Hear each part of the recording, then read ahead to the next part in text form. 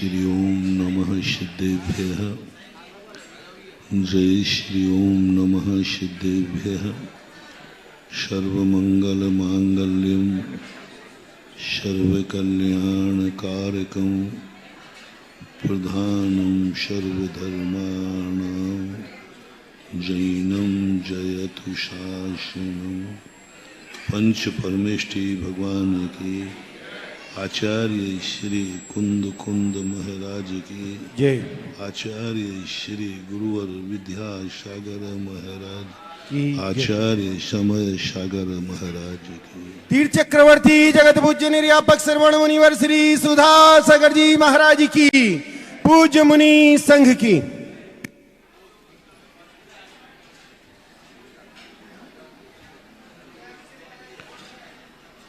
कल प्रसंग का उपसंहार हुआ था कि अपने आप को जीरो से उठोगे तो हीरो तक पहुंच जाओगे, और सीधे हीरो बनने का प्रयास किया तो जीरो भी नहीं बन पाओगे, माइनस जीरो में आ जाओगे। विगत दिनों का अपन जो सार समझे हैं उसका अर्थ ये है कि हम अपने आप को सबसे छोटा समझें,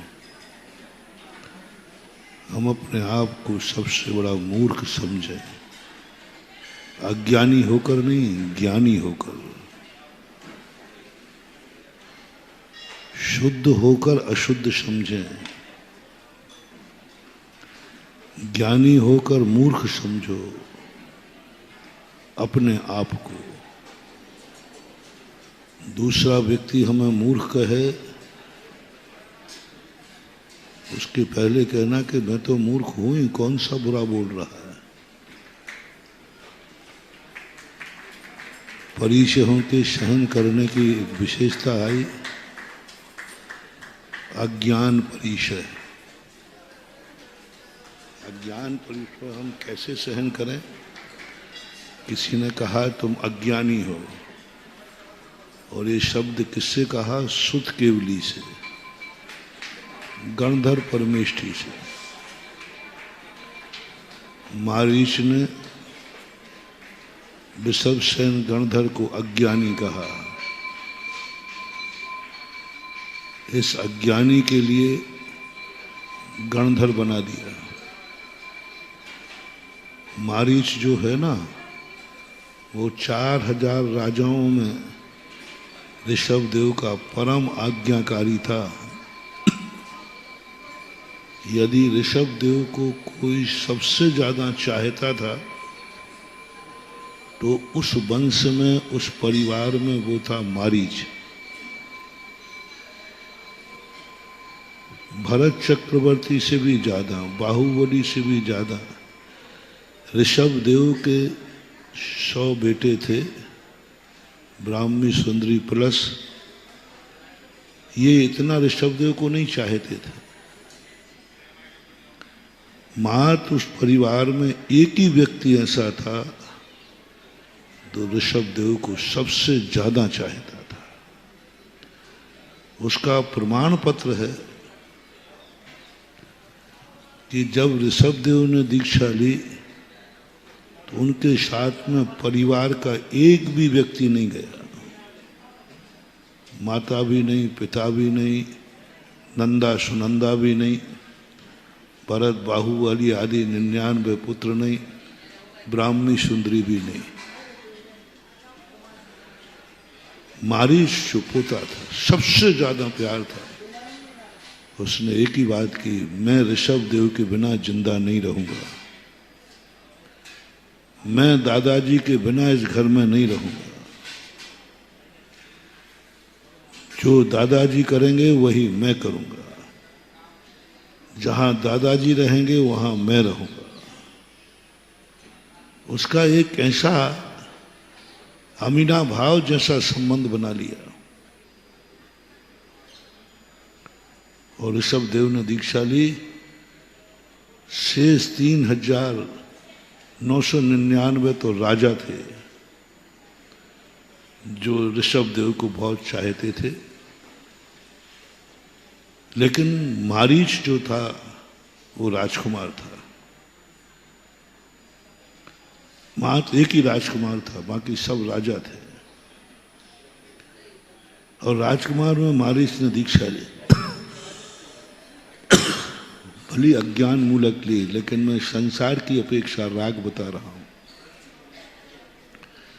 जैसे कई लोगों को इतना तीव्र राग होता है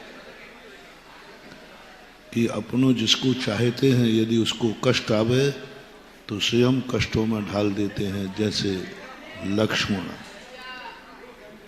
वनवास राम को हुआ है या राम वनवास जा रहे हैं, लक्ष्मण का राग इतना था कि भैया के कारण स्वयं को भी संकटों में डाल दिया। जैसे राग सीता का था, वनवास राम को जाना था, सीता को वनवास नहीं दिया गया था, लेकिन राम के प्रति उनकी इतनी चाहत थी कि राम के कारण से अपने जीवन को भी संकट में डाल दिया। जो चाहने की परिभाषा लेते जाएं, चाहने की यह परिभाषा नहीं है कि कौन हमारी जिंदगी में काम आएगा। 90% लोग दुनिया को इसलिए चाहते हैं कि यह वस्तु, यह व्यक्ति जिंदगी में कभी काम आएगा। 99% चाहते, सबका एक ही उद्देश्य है, ये मेरे काम आएगा। माँ बेटे को इसका सबसे बड़ा प्रतीक होता है कि मरते समय व्यक्ति ये नहीं सोचता कि वो कहाँ गया। रोना इसलिए आता है कि अब मेरा क्या होगा, मैं तो इसी के भरोसे पे था। अक्सर लोगों के मन में ये भाव आता है, ये व्यक्ति मेरे काम का है, ये पेड़ मेरे काम का है, ये पत्थर मेरे काम का है, ये व्यक्ति, ये भगवान मेरे काम के हैं, ये गुरु मेरे काम के हैं, ये परिवारजन मेरे काम के हैं। जब कोई काम नहीं आता, हाँ बोल दो हाँ वो तो मुझे मालूम है कि जब कोई काम नहीं आएगा इसलिए महाराज को बनिया होता है ना, वो अच्छी कमाई चल रही है, अच्छी आमदनी है, लेकिन फिर भी वो कमा के एफडी बना लेता है। भाई तुमने एफडी क्यों बनाई? क्या धंधा पानी बंद हो रहा है? बोले नहीं। क्या कल घाटे की समय? नहीं, हमारा धंधा ऐसा है कभी घाटा। तो बोले एफडी क्यों बना रहे? बोले डाल लो महाराज, कभी काम आएगी। ऐसे तुम रिश्ते बनाते हो, बना लो रिश्ता, किसी काम आएगा। बना लो रिश्ता, बना लो, काम आएगा। कर्ण जब पराजित हुआ, कर्ण को सूत पुत्र कहकर के जब बहिष्कार किया, ये सूत पुत्र है। पांडवों के साथ में कोई प्रतियोगिता में जब भाग लेने की बात सोचिए तो सूत पुत्र कहकर के उसको नकार दिया। ये राजकुमारों की प्रतियोगिता है, सूत पुत्रों की नहीं, सारथी पुत्र की नहीं। बहुत बेइज्जती हुई। दुर्योधन बहुत दिमागदार था, कर्ण को किसी ने भी दया नहीं दिखाई, किसी ने भी दया नहीं। जितना अपमान कर सकते थे श्री कृष्ण कर्ण का हुआ, किसी ने भी दया नहीं दिखाई।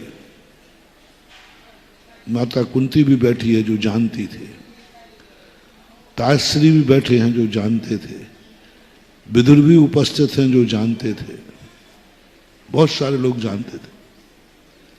लेकिन जब उसका अपमान होता है, किसी ने भी उसके थोड़ी बहुत भी सहानुभूति नहीं दिखाई, थोड़ा भी किसी ने उसको आलंबन नहीं दिया, सब उसी तिरस्कार में शामिल हो गए,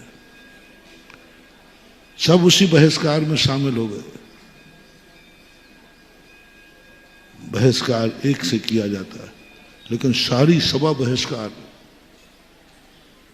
दुनिया की नीति है।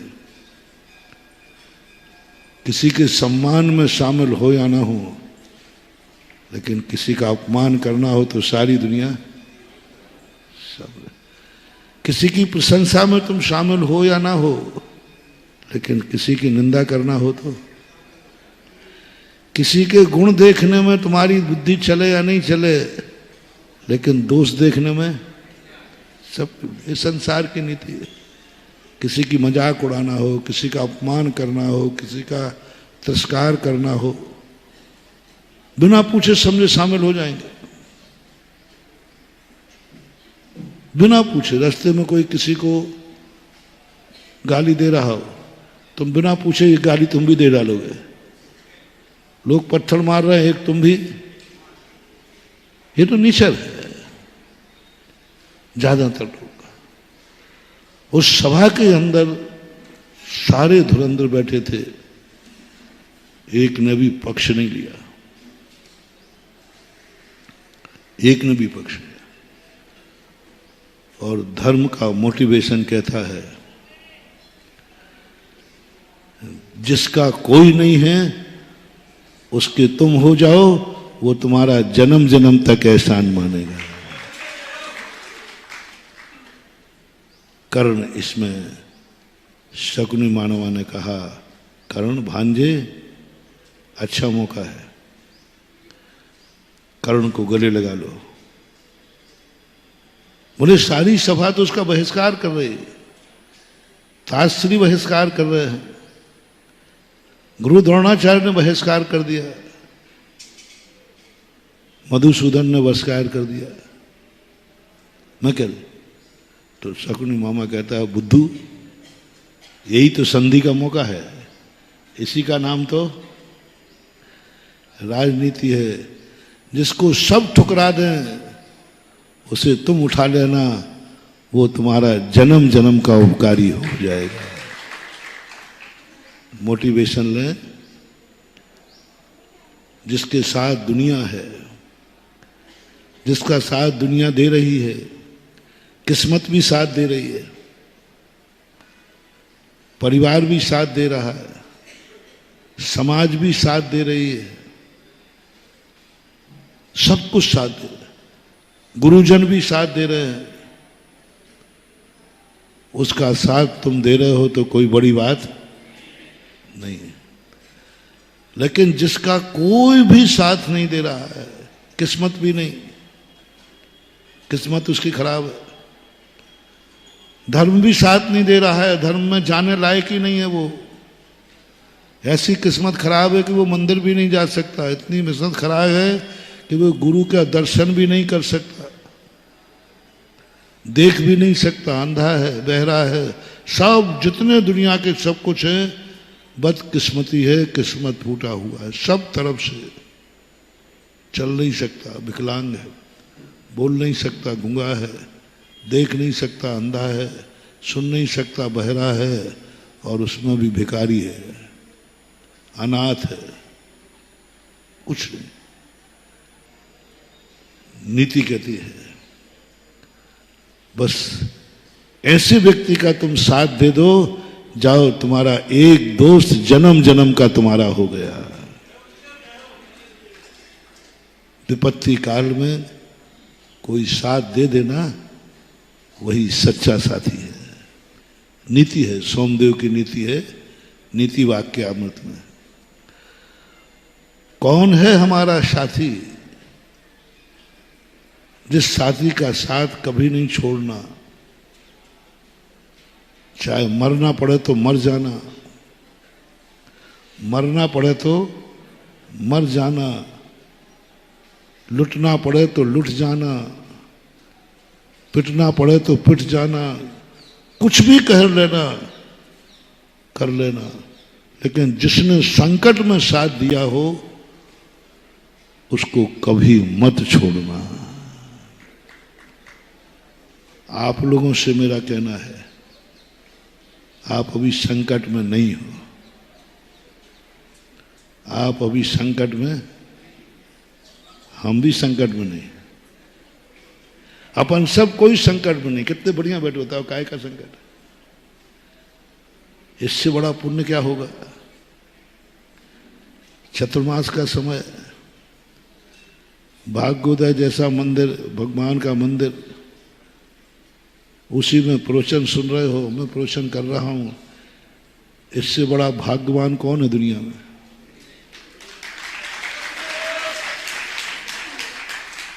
संसार का सबसे बड़ा पुण्यवान जीव कौन है। ये शोध पूज्यपाद स्वामी ने किया। ये शोध पूज्यपाद स्वामी का है, जिन्होंने कहा सबसे अच्छा समय, सबसे अच्छा स्थान कौन है। वो सबसे अच्छा स्थान माना जाता है समय जो व्यक्ति मरने के लिए चुनता है, जीने के लिए नहीं। जिसके मन में आए मरूं तो इस समय मरूं। ये पूज्यपाद ने, महाराज ने कहा, गुरु मूले यति निचिते चैत्य सिद्धांत वार्दि सदघोषे मम भवतु जन्म जन्मनि समन्वित मरणम। क्या बात, मैंने कि भगवान क्या बात है। दुनिया तो मंदिर अमर होने के लिए जाती है कि मैं कभी मरूं नहीं, और पूज्यपाद स्वामी कहते प्रभु मरूं तो तेरे मंदिर में मरूं।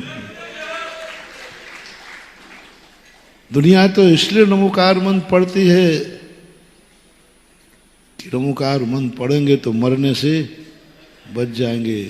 पूज्यपाद स्वामी कहते हैं मरूं तो नमोकार मंत्र फेरते समय मरूं। देखो कितना बड़ा, कितना बड़ा, जैसे कल कहा था ना, मौत सगुन। नीलांजना के लिए मौत आदिनाथ के लिए सगुन बन गई, मौत सगुन बन गई, अर्थी शुभ बन गई। कल कहा था अर्थी शुभ बन गई। नमोकार मंत्र शुभ कब है समझना। महाराज जब संकट दूर हो जाए, मर रहे हो तो बच जाए, तो नहीं, ये कोई मायना नहीं।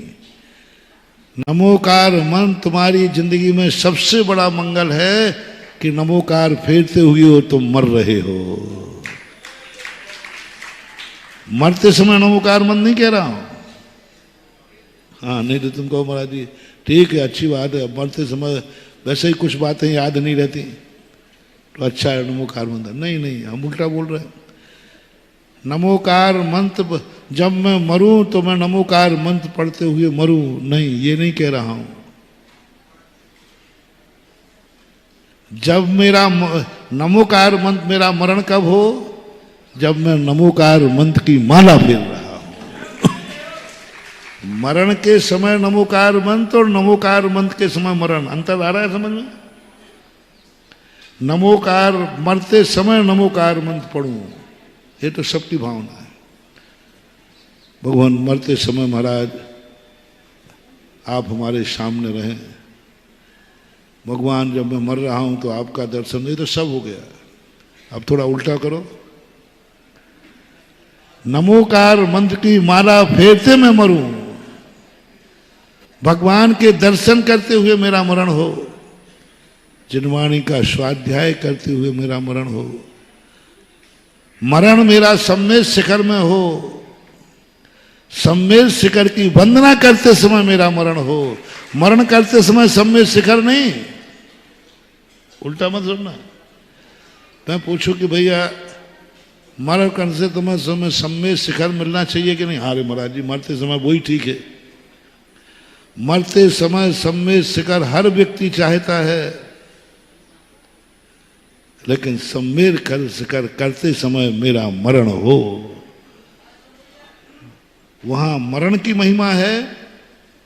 मरण करते समय सम्मेद शिखर में हूं, और यहां सम्मेद शिखर की महिमा है कि सम्मेद शिखर की वंदना करते हुए मैं मरूं।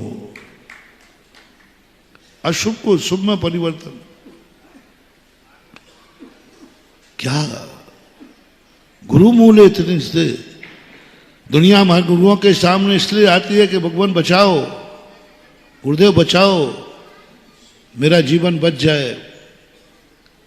लेकिन पूज्यपाल स्वामी कहते हैं यदि मेरा मरण हो तो गुरु महाराज के चरणों की वंदना कर दे। गुरु मूल यति नित्य,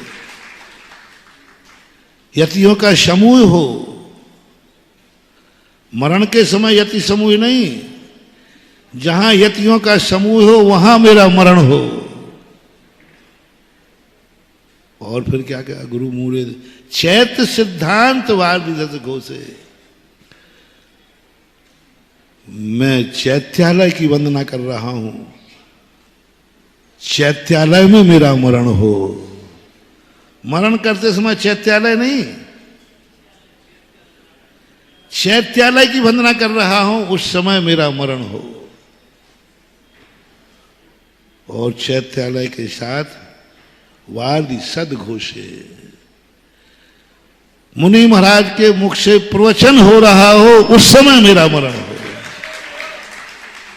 वादी सदघोष, सिद्धांत वादी सदघोष। जनवाणी गुरु के मुख से निकल रही हो, मैं प्रवचन सुन रहा हूं, सुनते सुनते मेरे प्राण निकले हैं। क्या बड़ी बात है, बलिदान दे दिया। पौंट मैं मरूं तो हमेशा जाना, सम्मेश शिखर में मरूं, मरूं तो मैं दिवाली के दिन मरूं। महाराज जी के आप थोड़ा उल्टा बोल गए। महाराज दिवाली के दिन हमारे घर में कोई मर जाए ना तो हम तो दिया जलाना और बंद कर देंगे। अरे मूर्ख, तेरे परिवार का व्यक्ति कितना पुण्यवान था कि वो दिन तुझे मरने को मिला जिस दिन महावीर ने शरीर छोड़ा था। डबल दिवाली मनाओ, डबल डबल। एक महावीर स्वामी की और महावीर स्वामी के दिन, और तुम लोग दिए बंद कर देते हो। दिवाली के दिन मेरे मर गया, महावीर स्वामी को तुमने चुनौती दे, लो अब आपके दीपक भी बंद है, आपके दीपक भी। भगवान कहते भैया मैंने क्या किया, आप दिवाली के दिन मेरे घर में व्यक्ति क्यों मरा, हम दिया भी बंद कर दिए। दिवाली को कोई मर जाए तो दिवाली बंद हो जाती है, अब चालू कब होगी? होगी दिवाली के दिन कभी घर में छोरा हो जाए तो फिर चालू हो जाएगी। कितनी कठिन शर्त। अब मैं महाराज जी देखो, अब कोई मर जाए तो दिवाली, मैं मानता हूं आपके कष्टों में तो ऐसे ही करना। यदि गाड़ी से एक्सीडेंट हो जाए किसी का तो अब गाड़ी में जब बैठना, क्या बात होगी, गाड़ी में आगे किसी बहू के छोरा हो जाए तो फिर गाड़ी में बैठ जाना, नहीं तो नहीं बैठना। जब गाड़ी में किसी की मौत हो गई थी ना, शादी जब करना, यदि शादी को कोई गया है और बारात में गया मर जाए, उसके बाद अब शादी में नहीं जाना, क्योंकि शादी हमें, अब शादी में कब जाना, जब कोई बहू शादी में गई हो और वहां छोरा हो जाए तो कहना हाँ अब चालू करता हूं। अरे मैं कोई नया नियम नहीं बना, तुम्हारे जो नियम है उसको फॉलो करा रहा हूं। यदि शादी के फेरे करते समय घर में कोई मर जाए तो फिर आज के बाद शादी बंद, क्योंकि शादी के दिन कोई मर गया। अब शादियां कब शुरू हो गए, पहले तो शादी बंद हो गई, अब होगा क्या? अभी मामले ऐसे टेढ़े टेढ़े तुम लोग कथन करते हो। वहां तो क्या करते हो मालूम आपको, शेयर करना। फेरे पड़ते समय दादी को पता चल गया दादी मर गई, तो धीरे से जो पंच लोग होते ना, धीरे से चादर उड़ा के, नहीं दादी सो रही है। अर्थी घर में पड़ी है और भाव ने पाड़ लोगे, उस दिन तुम्हें भूत नहीं लगता? भूत नहीं लगता, अर्थी घर में पड़ी है। मैं एक जगह चतुर्मास कर रहा था, ऐसी घटना हुई। मैंने कहा भैया अब कोई मर गया, शादी फिर हो रही थी, वो मर गया, महाराज जी अब क्या करें? तो मैंने तो कहा कायदा से शादी बंद करो, क्योंकि तुम दिवाली बंद करते हो। तो महाराज जी शादी फिर कब होगी? वो तो जब होगी जब।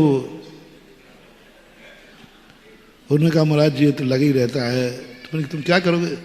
बोले महाराज जी अभी किसी को पता नहीं, मैं तो आपके पास आया। तो मैंने तुम क्या करोगे? बोले महाराज हम तो ये कह देंगे अभी सो रहे हैं। मैंने कहा भूत लगेगा? बोले काहे का भूत, शादी मादियों में कोई भूत नहीं लगता, दिवाली में भूत लग जाता है। दिवाली कोई मर गया तो दिवाली में भूत लग गया, दिवाली बंद। रक्षाबंधन पे मर गया तो रक्षाबंधन बंद। उल्टा करो रे, काल मंगल कहलाता है। भगवानों के पंच कल्याणक काल मंगल में आते हैं, काल मंगल में। अवभाग सन 1900 लगभग 82 की घटना, 82। चतुर्मास था नैनागर में। पूज्य गुरुदेव चतुर्मास का अनुष्ठापन कर रहे थे और उसी समय टीवी भी चलते नहीं थे, उस समय ट्रांजिस्टर चलते थे। वो तुरंत आया कि सूर्य की किरण निकलते निकलते विनोबा भावे ने शरीर छोड़ दिया। आचार्य से वो समाचार कहा, क्या आचार्य? इसको बोलते हैं सच्ची भावना। क्योंकि विनोबा भावे दो ही शब्द कहा करते थे, महावीर से बढ़कर और गीता से छोड़कर मेरी जिंदगी में किसी का प्रभाव नहीं है। गीता ग्रंथ है ना, पर वो उनका प्रिय ग्रंथ था। और महावीर स्वामी से बढ़कर मेरी जिंदगी में किसी का प्रभाव नहीं। उन्होंने 50 बार किया, सारे संसार में महावीर का जो मरने का ढंग है, मरने की जो प्रोसेस है, वो प्रोसेस उनको बहुत पसंद है। मरो तो दिलेरी से मरो, मरो तो मौत का स्वागत करते हो मरो, लाखों वर्षों तक जीऊं या मृत्यु आज ही आ जावे। अरे मृत्यु नाम से तो घबराता है, और जैनी भक्त कहता नहीं मुझे मृत्यु से कोई डर नहीं, मैं जीवन से ऊबा भी नहीं हूं और मृत्यु से डरता भी नहीं हूं। आ जाए मत, मृत्यु आज ही, ये अपने मुंह से बोलना। बोलो फिर से बोलना, एक बार और बोलना, एक बार और बोलना। अब जो बोलेगा उसकी आज ही मौत है। अब बोल,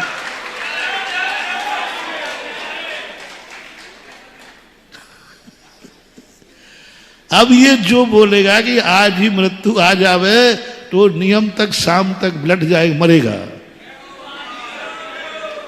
अब बोलो, अब थोड़ा हमारे सामने दिलेरी है ना, इसलिए थोड़ा पर ये बहुत बड़ी चीज है। जैन दर्शन की असाधारण चीज उन्हें पसंद आई। जैन दर्शन को उन्होंने बहुत अच्छी तरह अध्ययन किया। उनको आया कि लाखों वर्षों तक जीऊं या मृत्यु आज ही, है ना। समय दृष्टि कहता है मुझे मौत से कोई डर नहीं है। मृत्यु को महोत्सव, संसार के किसी भी दर्शन ने मौत को महोत्सव की संज्ञा नहीं दी। किसी भी दर्शन, निर्माण को तो दी है बौद्ध ने,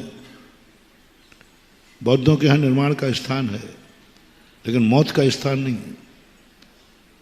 वहां मौत नहीं होती, कोई संलेखना नहीं होती, कोई समाधि नहीं होती, मौत नहीं है वहां। वहां तो जिंदा रहना है, जैसे बने तैसे जिंदा रहो। मांस भी खाना पड़े खाओ, जिंदा रहो। शराब पीना पड़े तो सियो, जिंदा रहो। जैसे बने जिंदा रहो, मरना नहीं है, मरना बेकार है, अशुभ है। संसार के किसी भी दर्शन में मौत को अच्छा नहीं कहा। उसकी संख्या यमराज से दी जाती। मौत का दूसरा नाम क्या है? यमराज कभी शुभ नहीं होता। यमराज का स्वप्न में दिखना शुभ अशुभ नहीं होता। और यमराज के प्रतीक रूप में मानते हैं भैंसा को। स्वप्न में भैंसा भी दिख जाए तो अशुभ है, यमराज दिख जाए तो अशुभ है, मौत अशुभ है। सारे दर्शनकारों ने मौत को शुभ नहीं माना। मात्र एक जैन दर्शन ऐसा है जो मृत्यु को शुभ मानता है, मृत्यु को महोत्सव मानता है। निर्माण को तो मानते ही, मौत के दो रूप, मृत्यु और निर्माण। निर्माण को तो सभी महोत्सव मानते, मौत को महोत्सव मानने वाला कोई व्यक्ति नहीं। मौत की जो विधि है, और वो भी कुछ स्थानों पर समाधि को महत्व दिया गया, मृत्यु को नहीं। मृत्यु को नहीं, समाधि का महत्व दिया गया। पर वहां मरने का जो प्रोसेस है वो विनोबा भावे को पसंद नहीं था। जल समाधि, कमर में पत्थर बांध करके नदी में डूब जाओ, अपने आप मरोगे। क्योंकि पानी में डूबने के बाद व्यक्ति 7 मिनट से ज्यादा जिंदा नहीं रह सकता, नियम है। यदि कोई पानी में डूब गया है, 7 मिनट तक के निकाल लो तो बच जाएगा, 7 मिनट के बाद जिंदा रह ही नहीं सकता। ये जल समाधि कहलाती। अग्नि समाधि, अग्नि चिता में जलते हुए प्रवेश कर जाओ। भूमिगत समाधि, भूमि के गड्ढे में डूब जाओ, ऊपर से गड्ढा पैक कर दो, कितनी देर जिंदा रहोगे? ये हठ योग है, ये हठ मौत है। इसलिए हमारे यहां आज ही मृत्यु आ जावे, इसी को मंगल नहीं कहा। वहां ये कहा गया कि आज मैं मरने को तैयार हूं तो समाधि ले लो। कितने लोग प्रयाग और इलाहाबाद में कमर में पत्थर बांध करके नदी में डूब जाते। जल समाधि, गिरिपातोग्निपातस्य, पहाड़ से कूद जाओ, अग्नि में डूब जाओ, अग्नि में जल जाओ। ये समाधि है, क्षमता भाव के साथ, ध्यान के साथ चला करके। इसी का खंडन करने के लिए पंक्ति लिखी गई, लाखों वर्षों तक जीऊं, मैं मरना नहीं चाह रहा हूं। लाखों वर्ष की उम्र हो तो मुझे कोई डर नहीं है, लेकिन मृत्यु आवे तो आ जाए। मृत्यु महोत्सव, जो विधि जैन दर्शन में है, घुट घुट के मत मरो, प्राणों का घात मत करो। कब मरना? मारणांतिकीम सल्लेखना। क्या शब्द का प्रयोग किया? अभी कुछ समय पहले आत्महत्या को घोषित किया गया था ना, समाधि को। उस समय बहुत बड़ी गोष्ठी की थी मैंने विद्वानों की, अजैनों की भी। मैंने कि समझो, जैन दर्शन मरो और मरने दो का नाम नहीं है। जैन दर्शन जियो और जीने दो वाला आत्महत्या कराएगा। ये आत्महत्या मारणांत की, जब मरण निश्चित हो चुका है, क्या कहा? मारणांत की। जब मरण को अब कोई टालने वाला, मैंने उदाहरण दिए, बोले नहीं ऐसा नहीं है। आप लोगों के यहाँ जबरदस्ती साधु को मारा जाता है, त्याग कराया जाता है, क्योंकि उससे संयम पालते नहीं बन रहा है, उससे अब पीछे उठाते नहीं बन रहा है, उसको ये हो गया इसलिए समाधि ले लो। मैंने कहा नहीं लिखा ऐसा, मैंने नहीं लिखा ऐसा। मैंने वकीलों से मीटिंग की, मैंने कहाँ लिखा बताओ इसमें कि संयम पालन नहीं हो रहा हो तो समाधि ले लेना। हम सैकड़ों उदाहरण देते हैं जो संयम पालन करने के बाद समाधि नहीं दिलाई, संयम छोड़ा दिया। समंत भद्र महाराज, हमारे संघ में कितने साधु हैं जिनसे संयम नहीं पला, तो पूज्य आचार्य महाराज ने उनको समाधि नहीं दी। क्या दे दी? पीछे छोड़ दो, संयम छोड़ दो। एक और मौत है और एक और संयम है, एक और जिंदगी है, एक और संयम है। तो जैन दर्शन कहता है संयम छोड़ दो, जिंदगी बचाओ। सुन रहे हो ना? संयम छोड़ दो और जिंदगी बचाओ। ये मूल सूत्र है। कितने साधु हमारे संग में पीछे छुड़ाए मात्र इसलिए कि वो संयम पालन नहीं कर पा रहे हैं, या तो समाधि लें या फिर मरण को प्राप्त हो जाए। नहीं, संयम में दोष लगता है जिंदगी जीने के लिए। मूल छेदो न हवदे, मूल सूत्र हो उनको छोड़ देना। यदि जीने के लिए संयम में दोष लगता है तो पूज्यवर अमृतचंद सूरी महाराज अपरह संयम का उपदेश देते हैं। अति कर्कश आचरण मां भूतो, अति कर्कश आचरण मत करो जिससे मौत हो जाए। संयम में दोष भी लगता है और जिंदा रह सकते हो तो दोष लगा दो। बाद में प्रायश्चित किसके लिए था? प्रायश्चित शब्द इसलिए था कि कुचित कदाचित कभी बुद्धिपूर्वक, अबुद्धिपूर्वक नहीं, बुद्धिपूर्वक भी दोष लगाना पड़े तो जिंदा रहने के लिए लगाया है, बाद में प्रायश्चित दे दिया जाएगा। किसके लिए लगाया है? शौक से? शौक होगा नहीं, हाँ, इसके लिए शौक से नहीं। किसके लिए? पाप के लिए नहीं। संयमी हूं, धर्मात्मा हूं, मर के क्या करूंगा? वहां असंयम पड़ा बना गया। मर के क्या करूंगा? वहां असंयम है। यहां तो कम से कम थोड़ा दोष लगेगा, लेकिन हम कई वर्षों तक संयम पालन कर लेंगे। हानि लाभ देखा जाएगा, हानि लाभ देखा जाएगा। दोष बुद्धिपूर्वक भी बुद्धिपूर्वक लगाते हैं। गुरु आदेश देते हैं दोष लगाओ, अपरहत संयम।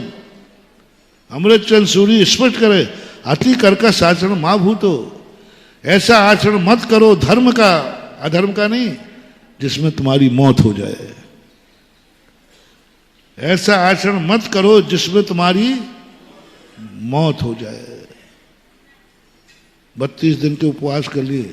उपवास करना धर्म है कि अधर्म? और 20-22 दिन में अरे उपवास छोड़ दो। संकल्प किया है तो क्या हुआ?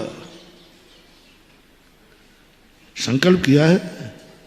शिविर के अंदर एक घटना घटी। 10 दिन के उपवास थे। 13 की रात में, संभवतः 99 की बात है, रात के 11 बजे उसको कुछ डिहाइड्रेशन कुछ होता है, उपवास किया था, निर्जल उपवास थे। रात के 11 बजे उसकी ऐसी तबीयत खराब हुई, डॉक्टर कहता है महाराज जी इसी समय आप इसको एडमिट कीजिए, नहीं तो सुबह तक ये जिंदा नहीं रहेगा। उपवास करने वाला गिड़गड़ा रहा, महाराज जी एक उपवास और रहेगा। कितना रह गया था? एक उपवास दे रहे, कल 14 से होश में है वो। हम तो सहन कर लेंगे कष्ट, और मरेंगे तो मर जाएंगे। क्या बोला वो? इतना साहसी था, बहुत बलवान था। महाराज मरेंगे तो मर जाएंगे, कितने ही कष्ट हो जाए हम एक दिन तो सहन कर लेंगे। बहुत गिड़गड़ाया। मैंने कहा टेक टू ऑर्डर,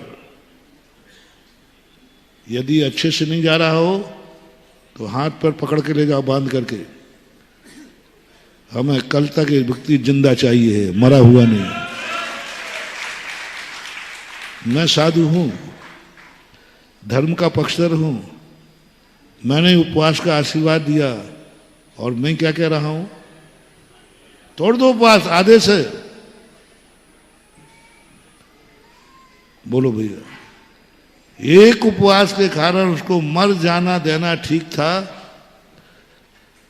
35-40 साल की उम्र थी उसकी, परिवार था, बच्चे थे, घर था। बोलो एक उपवास के कारण मर जाना दे देना ठीक था। हम सभा से पूछते यदि गलती की हो तो मैं प्रायश्चित कर लूंगा, और क्या करूंगा। सभा मेरी शेयर करे या उसका एक उपवास तोड़वा करके जिंदा है, आज भी जिंदा है, ये ठीक था। बोलो क्या ठीक था? मैंने उसको उपवास से भ्रष्ट किया, और वो भी 14 के दिन। अब उस समय कोई हठी साधु होता तो,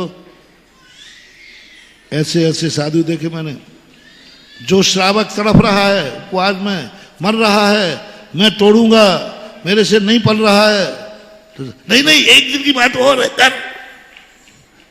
एक बार हुआ हमारे पूज्य गुरुदेव के संबंध में स्मरण आया, 10 उपवास के बाद उसकी हालत खराब। आचार्य का यहीं पारना, नहीं नहीं घर ले जाएंगे, रिश्तेदार आए हैं।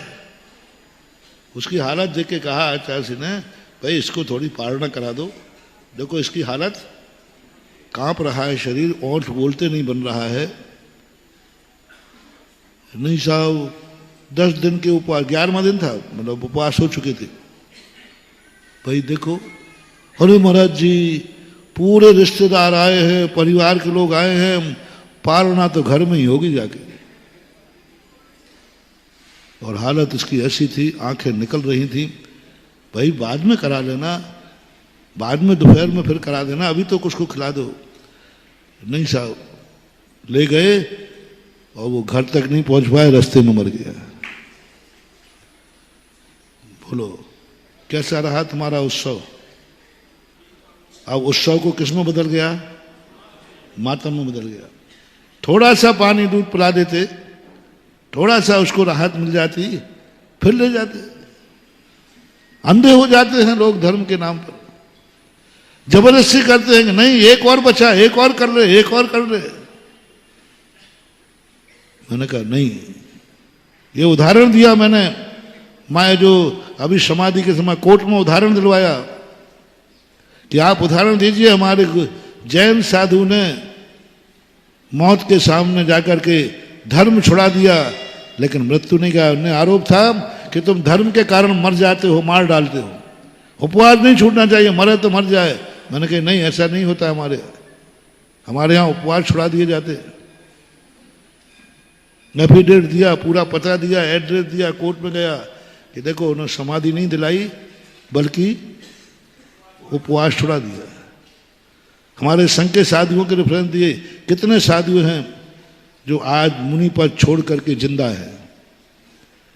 चाहते तो आशीर्वाद दे देते, आचार्य के समाधि ले लो। शमंत्र भद्र महाराज समाधि ले सकते थे, मांगी थी समाधि, नहीं। बहुत अच्छा संस्मरण याद आ गया पूज्य गुरुदेव का, वो भी शायद 90 की बात है, मुक्तागिरी की। हमारे पूज्य आचार्य महाराज ने उपवास किया, हम लोगों को बताया नहीं उन्होंने, पर वो प्रतिदिन कहते थे आज उपवास है। हम लोग प्रतिदिन कमंडल लेके जाते थे, बिल्कुल भी इशारा नहीं किया कि मैं कितने उपवास करना चाहता हूँ। प्रतिदिन क्या करते थे वो, जैसे हम लोग कमंडल लेके जाएं, बोले नहीं तुम लोग उठो, आज मेरा उपवास है। ऐसा कहते कहते 9 दिन हो गए पूरे, 9 दिन हो गए पूरे। अब आखिरी दिन था, 9 पूरे हो चुके थे। अब हम लोगों ने प्लानेंगे अब काय को कमंडल ले, 10वें दिन तो आचार्य से उठेंगे, एक तो 10 तो करेंगे करेंगे। हम लोग कमंडल उस दिन ले ही नहीं गए, क्योंकि अब आचार्य जी क्या उठेंगे। लगता है आचार्य जी ने 10 उपवास करने का संकल्प, और 9 पूरे हो चुके, सुबह 9 साढ़े 9 बजे का समय है। हम लोग आज बिना कमंडल के गए, उनका कमंडल नहीं ले गए। हम लोग आहार को जब उठते हैं तो आचार्य जी को नमोस्तु करके जाते हैं, भक्ति करके जाते हैं। तो हम लोग बस जाकर के सीधा नमोस्तु, आज कुछ नहीं बोलना, क्योंकि अब 10वां रिकॉर्ड तो बनाएंगे, ऐसे थोड़ी रिकॉर्ड। आचार्य महाराज ने रिकॉर्ड तो बनाएंगे 10 का, पर हम लोग काय सिर कर रहे। क्यों? आज हमारा कमंडल नहीं लाए। अरे अब देखो, आचार्य जी अभी 10 नहीं हुए, आज तो 9 ही है। हम लोग याद और दिला रहे, एक और कर लो। हम लोग सब एक साथ भूल गए, मुंह की तरफ देखते हैं कि महाराज शायद गिनती भूल गए। अब गर्मी चढ़ गई होगी तो गिनती भूल गए होंगे। तो हम लोगों ने कहा नहीं आचार्य जी आज तो अभी 9 ही हुए हैं, एक अभी 10 तो है। तो आचार्य जी क्या, गिनती तो मुझे भी आती है। उनका मैं भूला नहीं हूं। कमंडल लाए, दे दिया। हम लोगों को भारी विकल्प है। आचार्य जी ने क्या किया, एक और कर लेते, 10 का रिकॉर्ड बनता है। आचार्य का हार हुआ, सब हुआ। दोपहर में हम लोगों ने तवाड़ तोड़ प्रश्न किए। आचार्य एक और कर लेते थे, 10 का एक अच्छा माना जाता, 10 बात अच्छे माने जाते हैं। ओह, वो तो महान विवेकी थे। उन्होंने कहा कि हमने कोई रिकॉर्ड बनाने के लिए उपवास नहीं किए थे, हमने धर्म ध्यान के लिए उपवास किए थे। हमने अपने शरीर की शक्ति को पहचानने के लिए उपवास किए थे। तो एक में क्या था? बोले नहीं, मैंने आज रात में देखा मेरे आवश्यक छूटने लगे थे, सामायिक में प्रमाद आने लगा था, प्रतिक्रमण बोलने में थोड़ी दिक्कत होने लगी थी, पैरों में थोड़ा कंपन हो गया था। तो जिस उपवास से हमारी मूलचर्या बाधित हो जाए, ऐसा उपवास नहीं है, ऐसा आत्मघात है। जिससे हमारी मूलचर्या, मेरे आवश्यक, मेरे सामायिक, मेरा प्रतिक्रमण बाधित हो जाए, तो उपवास तो उत्तर गुण है और चर्या तो मूल गुण है। उत्तर गुण के लिए मूल गुण बाधित कर दूं? नहीं सही। एक मूल उपवास कौन सा गिनीज बुक में नाम लिखाना है? तब मुझे आचार्य जी का वो उदाहरण भी हमने उनको दिलाया कोर्ट के, कि हमारे यहाँ ऐसे ही नहीं, मरने को उपवास नहीं करते। यदि शक्ति नहीं होती है तो बीच में भी उपवास। अब उनके दूसरा वकील, उनका जो था, उन्होंने ऐसे खट्टे की लिए थे जिनको जबरदस्ती मारा गया था।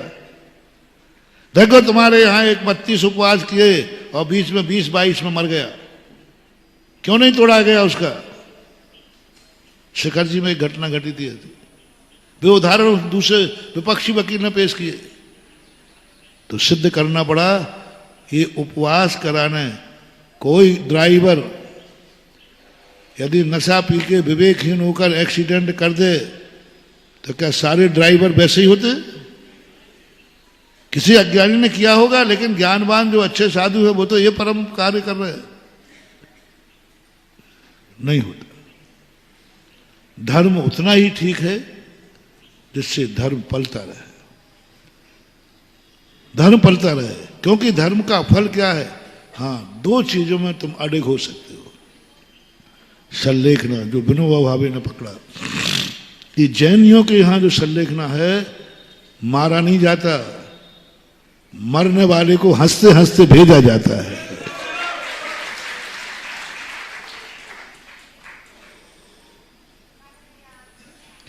या निर्माण की प्राप्ति हो रही हो, कुछ भी हो, क्या फर्क पड़ता है? मरूंगा तो मरने के बाद मैं अरहंत बन जाऊंगा, मोक्ष हो जाएगा, तो फिर कोई बात नहीं, क्योंकि प्रमोशन हुआ है। लेकिन यहां तो मरने के बाद असंयम बनना है, देवता बनना है। यहां तो वो भी संयम नहीं रहेगा। यहां तो कम से कम थोड़ा दोष लगाने के बाद तो संयम है, वहां तो वो भी संयम नहीं। तो ये प्रभाव सबसे ज्यादा विनोबा भावे के लिए प्रभावकारी रहा, और उनका हमेशा भावना बातें थे, मेरा मरण हो तो महावीर स्वामी की विधि के अनुसार हो। जैन धर्म को नहीं मानते थे, लेकिन एक पर्टिकुलर पार्ट से वो प्रभावित थे, और अंत में वही किया। मरने के कितने दिन, 12 दिन 15 दिन पहले से उन्होंने विधिवत अन्न जल छोड़ना शुरू किया। अंत में जब 3 दिन बचे, उन्होंने अन्न जल छोड़ दिया। राष्ट्र संत थे, राष्ट्र की मान्यता थी उनकी, विनोबा भावे को। तुरंत prime minister Indira Gandhi by plane Wardha पहुंची और उनसे कहा, आपकी देश को बहुत जरूरत है, आप दवाई ले लीजिए, आप अन्न जल छोड़ दिया है तो इसको ग्रहण कीजिए। तो उन्होंने कहा कि देखो, मेरे जीवन का अंत आ चुका है, अब दवाई लें या भोजन करें तो भी मैं बचने वाला। तो इंदिरा गांधी ने कहा कि पुरुषार्थ तो करना चाहिए, मैं राष्ट्र की प्रधानमंत्री आपको के लिए यहां आई हूं, मैं कहती हूं कि आप दवाई लीजिए। अंत में विनोबा भावे ने कहा, मेरे और परमात्मा के बीच में दबाव और दवाई की जरूरत नहीं है, और मेरा संबंध महावीर से हो चुका है। महावीर ने मुझे जो संलेखना बताया उसमें उन्होंने नहीं लिया। मिनिस्टर खुद, प्रधानमंत्री खुद गया दिल्ली से बरदा, लेकिन उन्होंने दवाई नहीं ली। और दवा और दवाई की अब कोई जरूरत नहीं है। उलायना और दे दिया विनोबा भावे ने। उन्होंने एक बहुत बड़े गौदान का, गौ के ऊपर एक अभियान चलाया था। तो विनोबा भावे ने खुद इंदिरा गांधी से कहा, बोले आपने मेरी बात मानी जो मैं आपकी बात मान लूं। इंदिरा गांधी ने कहा, ये मेरी मजबूरी थी, देश मेरा नहीं है, मेरी मजबूरी थी।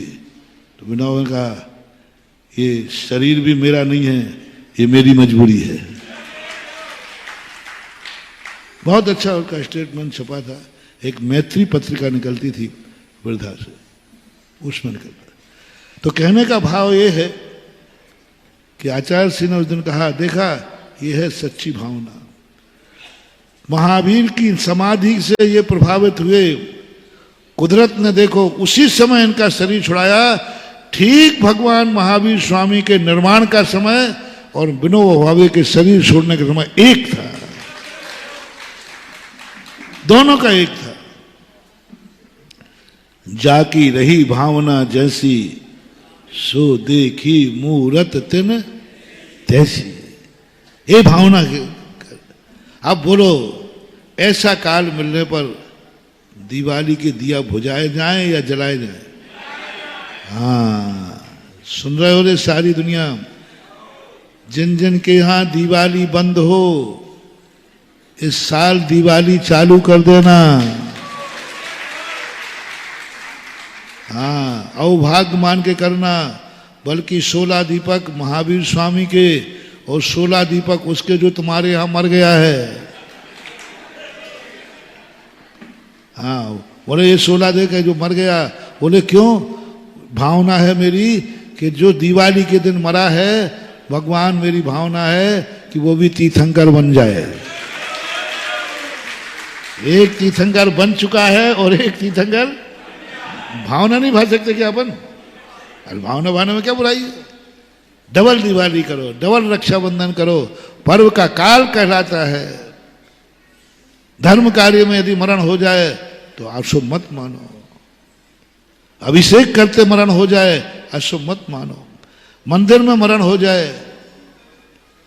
जब मैंने रत्नकांत साहब का चार पढ़ा तो उसमें एक मेढक भगवान के दर्शन करने गया, उसका एक्सीडेंट हो गया। कई लोग कहते महाराज जी धर्म में क्या अतिशय है, मेरा व्यक्ति शिखर जी गया रास्ते में मर गया। महाराज जी आप लोगों में क्या अतिशय है, आपके दर्शन करने कोई आ रहा था रास्ते में मर गया, तो आप तो फिर दर्शन तो फिर करने आओगे ही नहीं।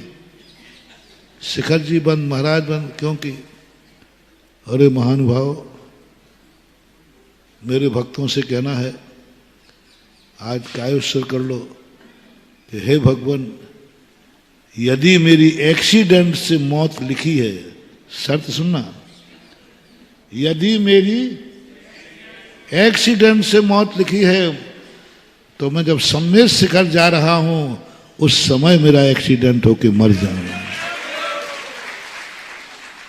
जब मैं गुरु के दर्शन करने जा रहा हूं उस समय मेरा एक्सीडेंट हो जाए, यदि लिखी है तो। ये नहीं कह रहा चला कर नहीं करना, क्या कहा? हाँ, हमने मामला एक आध ठोक देवे। बोले महाराज ने कहा यदि मेरी किस्मत मौत में लिखी है कि एक्सीडेंट से मौत होगी, तो जब मैं प्रभु दर्शन करने जा रहा हूं, सम्मेद शिखर को जा रहा हूं, किसी बारात को जाते समय ना हो, किसी व्यापार को जाते समय ना हो, संसार के कार्य करते समय ना हो, मेरा एक्सीडेंट उस समय हो जिस समय मैं धर्म कार्य के लिए जा रहा हूं। चिंता मत करना, धर्म कार्य के लिए तुम जा रहे हो, ये मत पूछना कि इन्होंने कौन सा पाप किया जो शिखर जी नहीं जा पाया, मर गया। ऐसा कौन सा पाप किया जो महाराज के दर्शन नहीं कर पाया और मर गया। पाप नहीं किया, उसने रास्ते में दर्शन का फल पा लिया। मेंढक को देखना, मेंढक दर्शन करने गया, समोषण में पहुंच नहीं पाया और रास्ते में ही हाथी के पैर से, बोलो कहां गया। तो ये मत समझो कि अशुभ हो गया, अशुभ नहीं हो गया, वो शुभ हो गया। ऐसी एक घटना सागर की है। पूज्य आचार्य महाराज मड़िया जी में विराजमान थे। यहाँ के एक बहुत बड़े वकील थे, सागर चंद दिवाकर, जानते होंगे सब, कौन नहीं जानता उनको। सागर चंद दिवाकर अश्वत्थ थे। आचार्य श्री नंदीश्वर द्वीप से थोड़ा ऊपर बैठे हुए थे वो कमरों में, उनको वहां चढ़ना था। उन्होंने कहा बस मेरी एक ही तमन्ना है कि आचार्य श्री के दर्शन कर लूं, बस, और कोई इच्छा नहीं। परम भक्तों में थे वो, कई वाचनाएं कराई यहां, बस एक ही तमन्ना। और जैसे चढ़ते चढ़ते आधी सीढ़ी चढ़ पाए, चले गए। अब कई लोगों ने मेरे, महाराज जी ऐसा क्या पाप कर्म का उदय था, ऐसे क्या अंतराय कर्म का उदय था। मैंने कोई अंतराय कर्म का उदय नहीं था। आचार्य जी के सामने मरते सो वहीं पहुंचते और जाते समय मरे सो भी वहीं पहुंचे। फोन लगा के पता कर लो, क्योंकि मेरे पास तो शास्त्र का प्रमाण है, आगम का प्रमाण है। भले मेंढक समोषण में नहीं पहुंच पाया, लेकिन पहुंचने की भावना थी। धबला जी के अंदर लिखा है और एक श्रावकाचार में भी आया है, घर से यदि व्यक्ति ने संकल्प कर लिया मैं मंदिर जाऊंगा, अब वो पहुंचे या ना पहुंचे, उसे मंदिर का पुण्य उसी समय लागू हो गया जिस समय उसने संकल्प किया, उसी समय लागू हो गया। हाँ, पुराण में पदमरा उसी समय लागू हो गया जिस समय आपने बढ़ना शुरू कर दिया। अब पहुंचो या ना पहुंचो, कोई फर्क नहीं पड़ता। इसलिए ऐसे कार्यों में मना नहीं करना। अपना मूल प्रसंग चल रहा था अज्ञान परिचय का, तो मारीच का, मारीच सबसे ज्यादा चाहता था आदिनाथ, और अपना इसी में कहा था संकट के समय यदि कोई व्यक्ति संकट के समय काम आ जाए, संकट के समय काम आ जाए, उस व्यक्ति को कभी छोड़ना नहीं। कर्ण के बीच में बात थी, उसको छोड़ना नहीं। और साथ देने वालों से मेरा कहना है, यदि तुम्हें किसी का साथ देना है तो उसका साथ दो जिसका कोई साथ नहीं दे रहा है, जिसको कोई नहीं साथ दे रहा, जिसको कोई नहीं बचाएगा, उसका साथ दो। महावीर स्वामी ने ये पिछी किसके लिए दी? तुम्हारे लिए, उनके लिए दी जिसको दुनिया पैरों से कुचल देती है। हे साधु, तो उनके लिए बचा। दुनिया के लिए कहां झुका दिया? जिस दिगंबर 3 लोक का पूज्य साधु पद, जो दुनिया में कहीं झुकने वाला नहीं है, सारी दुनिया उसके चरणों में झुकती है, और उसको झुका दिया कहां? तुच्छ जीवों के लिए झुका दिया, चींटी के लिए झुका दिया। झुक जाओ, चींटी को बचाओ, झुक जाओ, चींटी को बचाओ। दिगंबर मुनिराज भगवान के सामने झुके या नहीं झुके, नमोस्तु करने झुके या नहीं झुके, चल जाएगा, लेकिन चींटी बढ़ाने के लिए नहीं झुकता है तो मर जाएगा, कोई काम का नहीं है। चींटी बचाने के लिए झुक जाओ। महावीर स्वामी को नहीं झुके तो, एक मैं उदाहरण दिया करता हूं, उदाहरण आ गया, विपत्ति काल की बात है। एक चींटी जा रही है, उसी समय कार्यक्रम सेट हुआ है हमारा। महावीर स्वामी ने कहा कि इतने बज के इतने सेकंड पर मैं एक सेकंड को, एक समय को तुझे दर्शन दूंगा। कौन? कल्पना करना, सेट हो गया समय, एक समय आगे पीछे तुम हो गया तो मैं एक समय को झलक मात्र होगी बस, और मैं गायब हो जाऊंगा। बोलो ऐसा यदि कोई सोपान मिले बोलो कितने पुण्य का उदय है। महावीर स्वामी खुद दर्शन देने आ रहे हैं, और लेकिन उन्होंने कहा बस मैं एक झलक दिखाऊंगा, ध्यान रखना, और उसके बाद तू जिंदगी में न कभी किया है और न कभी कर पाएगा, पहले भी नहीं किया और आगे भी नहीं कर पाएगा। और ठीक महावीर स्वामी का समय आने हुआ, उसी समय मेरा पैर उठ गया, चींटी सामने है। यदि महावीर स्वामी को देखता हूं तो चींटी मरेगी, और चींटी को देखता हूं तो महावीर स्वामी गायब होंगे। अब मैं क्या करूं? अरे ये चींटी की क्या औकात? महावीर स्वामी का दर्शन हो रहा है भैया, थोड़ी बहुत हस्ती थे, थोड़े बुद्धि में रहे बनिया।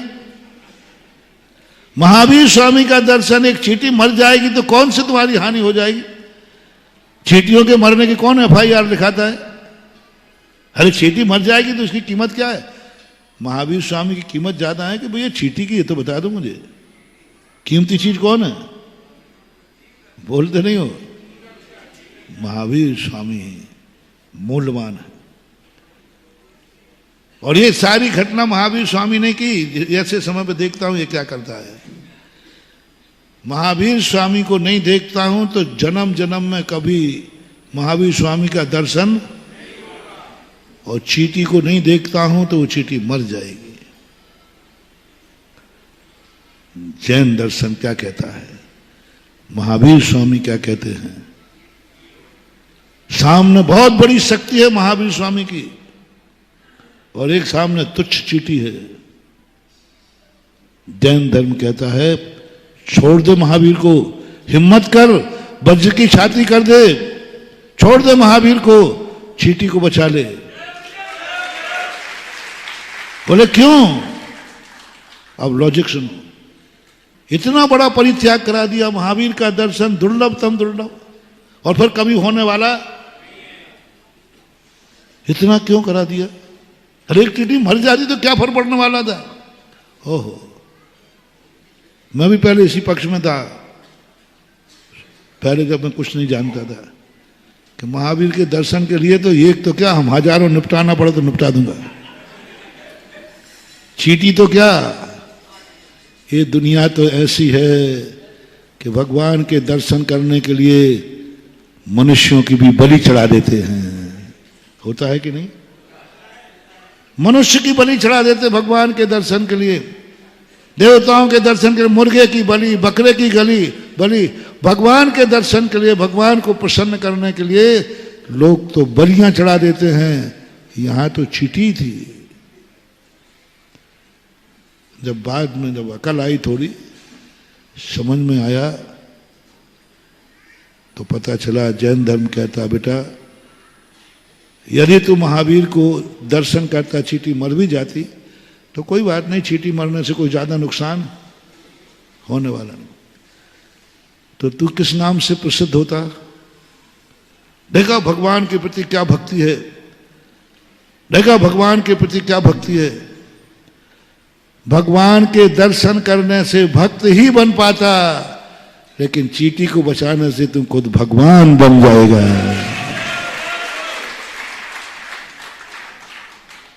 भगवान का दर्शन क्या बनाएगा, और अहिंसा धर्म क्या बनाएगा? भगवान। बोलो भगवान बनना ठीक है कि भक्त बनना ठीक है? हाँ, ये है लॉजिक। सवाल चींटी को नहीं बचाया है, अहिंसा धर्म को बचाया है, और ये अहिंसा धर्म भक्त नहीं भगवान बनाता है।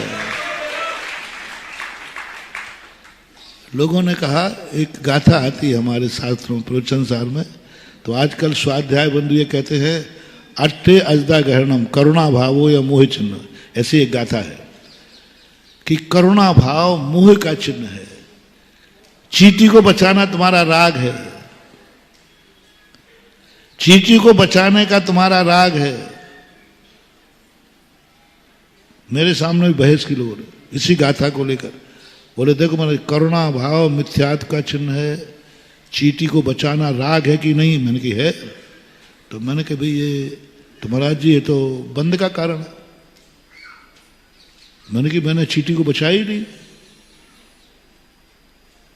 एक वकील थे वो जो पढ़ता ना क्या बकरीद, उसी दिन महावीर जयंती पड़ी, कभी कभी हो जाता है। तो मैं राजस्थान में था, तो मैं उपदेश दे रहा था कि देखो भाई आज जीव नहीं मरे, भगवान महावीर स्वामी का है। तो एक वकील बोले महाराज जी आपको मालूम है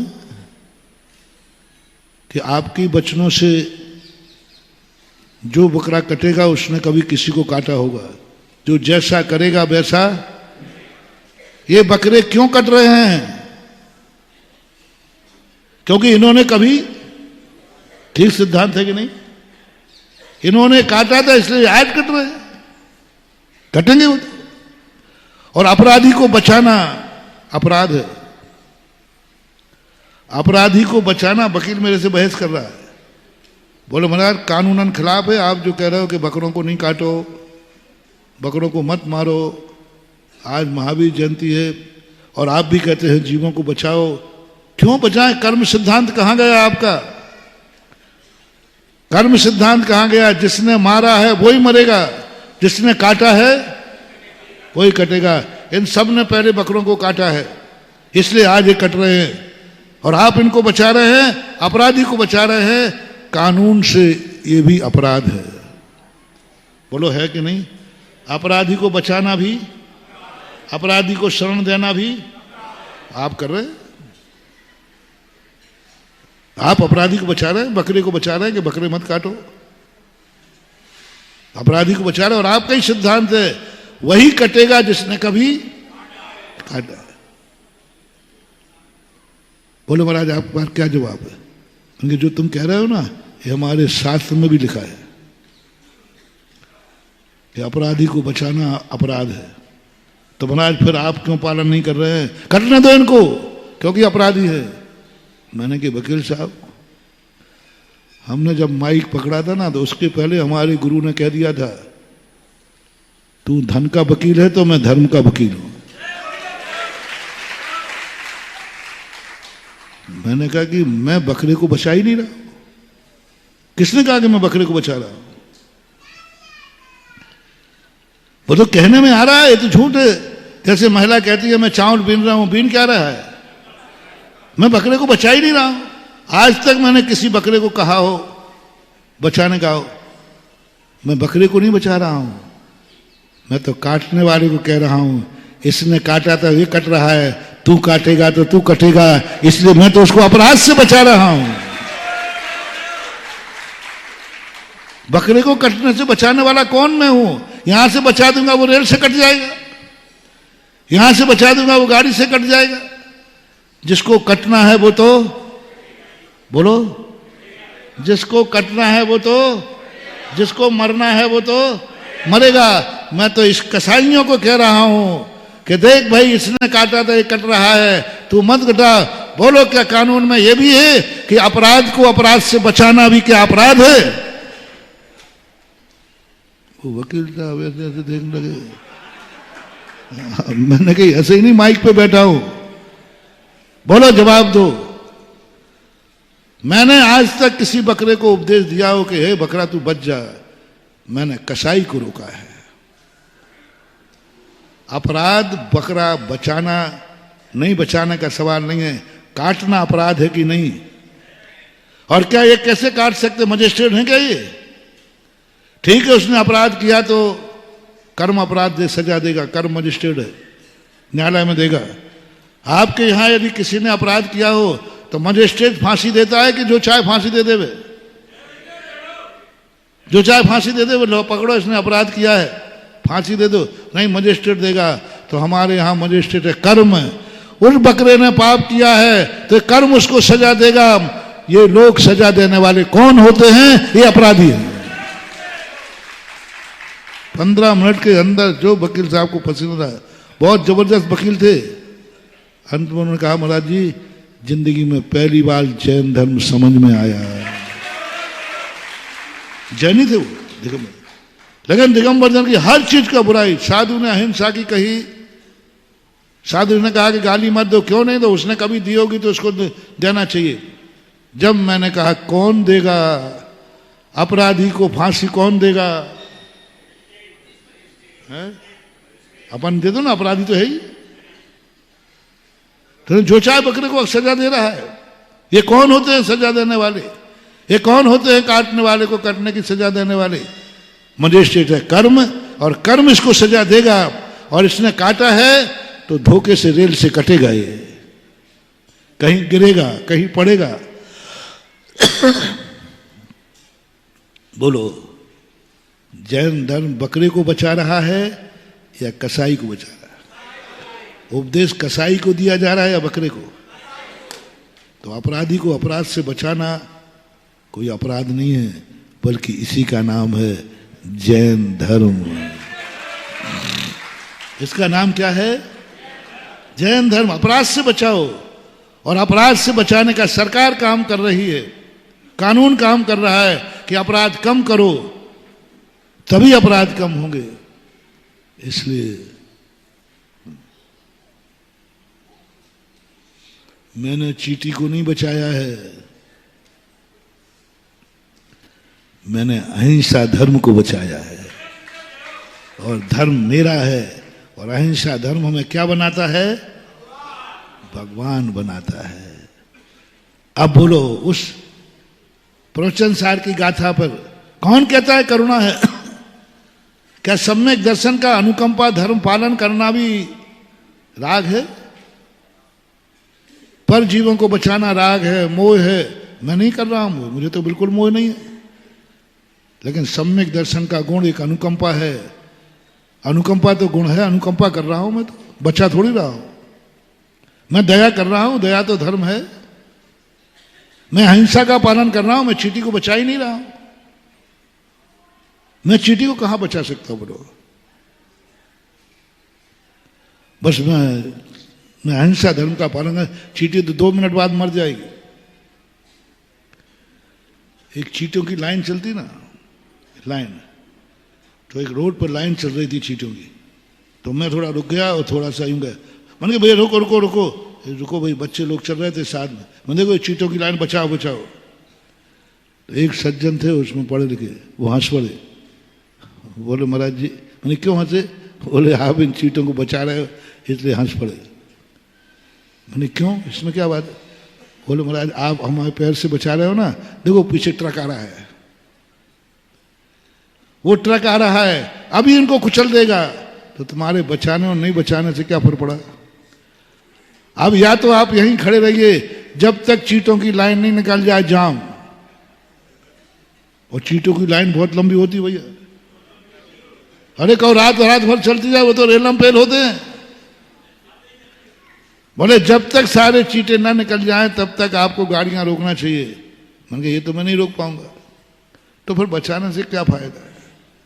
मैंने कि भैया मैं चींटे को बचाने वाला कौन होता हूं, और मैं तो इसलिए बचा रहा हूं कि मेरे पैर से ना बच जाए, मर जाए, नहीं तो मुझे एक दिन चींटा बनना पड़ेगा। इसलिए मैं चींटे को नहीं बचा रहा हूं, अपने आप को चींटा बनने से बचा रहा हूं। कहां है पर का धर्म? जैन धर्म की कोई भी क्रिया पर में होती नहीं, सब स्वयं में होती। बचा चींटी को रहे हैं, और मैं अपने आप को बचा रहा हूं। कल के दिन मैं भी चींटा बनूं, यदि मैंने मार दिया तो कल मुझे भी ऐसे कुचल के मरना पड़ेगा। तो मैंने चींटी को नहीं बचाया है, मैंने अपनी जिंदगी कुचल के खत्म ना हो जाए, ये मैंने पुण्य कमाया है। ये है जैन दर्शन का लॉजिक। इसलिए आप लोगों से मेरा कहना है, किसका साथ देना? कल कहा था ना, कभी किसी पापी का पाप तुम्हें पुण्यात्मा बनने के लिए मौका देता है। कल प्रश्न आया था ना शाम को, मातृ छाया का। किसी पापी ने पाप करके सड़क पर फेंक दिया उस बच्चे को, पाप के फल को।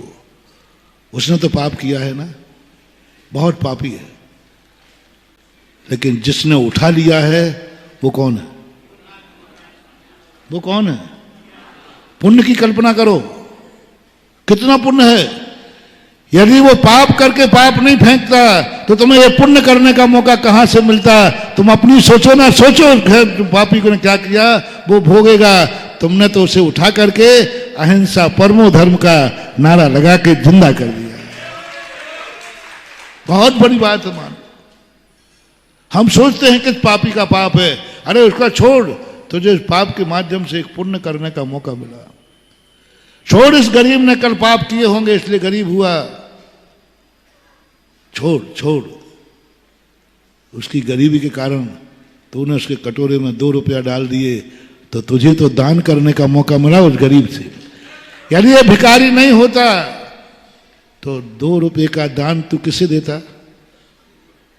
तू अपनी सोच, तूने महाराज भिखारी को दिया है कि 2 रुपये का दान देकर पुण्य कमाया है? इस तरह पॉजिटिव सोचो। यदि संसार में पापी नहीं होते तो धर्मात्माओं को कोई धर्म करने का मौका नहीं मिलता, क्योंकि धर्म भी, पापियों की आड़ में भी धर्म पलता है यदि हम पॉजिटिव सोच लेते हैं तो। इसलिए आप लोगों से मेरा कहना है, आज का मोटिवेशन लो। सहायता किसकी करना?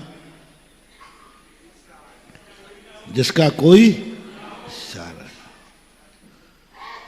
इन चींटियों का, इन जीवों का कोई सहारा नहीं। महावीर ने अपने सबसे बड़ी शक्ति मुनिराज को झुका दिया। ये पिछी तुम्हारे लगाने के लिए नहीं, तुम तो जबरदस्ती लगवा लेते हो। ये पिछी किसके लिए है? उनके लिए जिनको कोई नहीं बचाता है, जिनको कोई जीव भी नहीं मानता है, जो आंखों से देखने में भी नहीं आ रहे हैं। महावीर ने कहा उन्हीं को बचा, तू उनको बचाएगा वे तुझे अमर कर देंगे, तू कभी मरेगा नहीं। जिनको कोई बचाता नहीं उनको बचाओ, तुम बच जाओगे, तुम अमर हो जाओगे। उनको बचाओ जिनको कोई नहीं बचा रहा है, उनको बचाओ जो तुम्हारी आंखों से भी देखने में नहीं आ रहे हैं। पिछी उन जीवों के लिए है जो आंखों से भी देखने में नहीं आते, लेकिन जीव तो हैं। ये है करुणा की, ये है पिछी चमत्कारी। ये पिछी क्यों आप लोग व्यायाम हो तो पिछी लगा दो, क्योंकि ये पिछी उन जीवों को बताती है जिनको दुनिया की कोई ताकत नहीं बचाती है। पारसनाथ को ना जाने तुम लोगों ने कितने कितने जीवों को बचाया हुआ। बाप ने बेटे को बचाया, बेटे ने बाप को बचाया, सैनिक ने राजा को बचाया, सब बचाते रहते। लेकिन धर्मेंद्र पद्मावती क्यों आए? क्या सोच के आए? बचाने वाले तो और भी पारसनाथ ने पता नहीं किन किन को बचाया होगा, लेकिन उनको बचाया होगा जिसको दुनिया बचाती है। लेकिन पारसनाथ ने किसको बचाया था? जिनको दुनिया देख के मारती है। सांप देखते क्या भाव आता है? यही तो धर्मेंद्र और पद्मावती का जब सिंहासन हिला तो दोनों क्या कहते हैं मालूम? कौन से हैं उपकारी? वो सारी दुनिया हमें देख करके मारने दौड़ती थी, एक ऐसा आत्मा था जो मारने नहीं, और छोटा मोटा आदमी नहीं। तीर्थंकर काय के लिए जा रहा था? बनारस में गंगा नदी के किनारे सावन मनाने।